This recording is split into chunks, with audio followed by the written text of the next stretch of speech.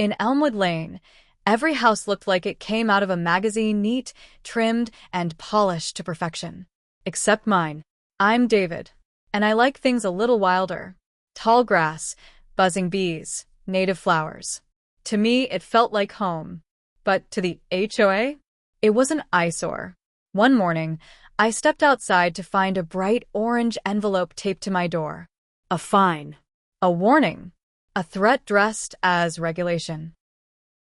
The next day, she came.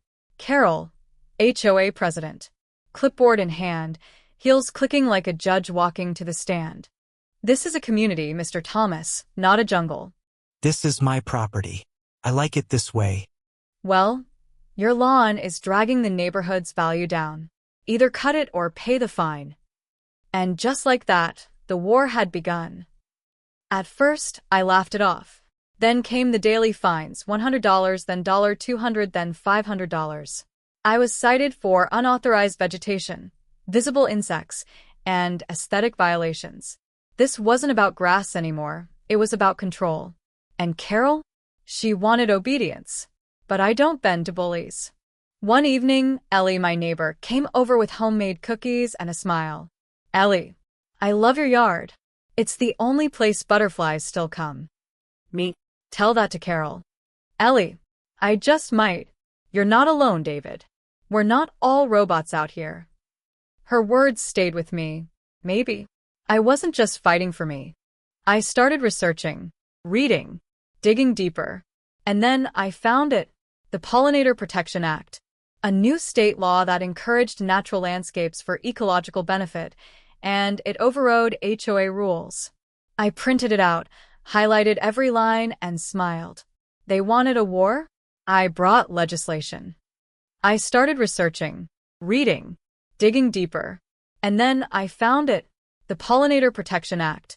A new state law that encouraged natural landscapes for ecological benefit, and it overrode HOA rules. I printed it out, highlighted every line, and smiled. They wanted a war?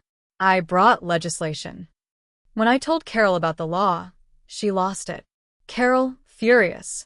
You think some nature law overrides the HOA? You'll regret this. Me. No, Carol. You will, when the courts see your fines. She was used to barking orders. But this time, I had the louder voice and the stronger case. You don't fine nature. You protect it. My lawn is legal, ethical, and essential. When I finished, there was silence, then clapping. Even the vice president nodded. Carol looked like she'd swallowed vinegar. But she didn't stop. Carol refused to drop the fines. So is it. Harassment. Environmental discrimination. Legal overreach. Local media caught wind, and suddenly, the neighborhood war went viral. 3 months later, I won. The court sided with me.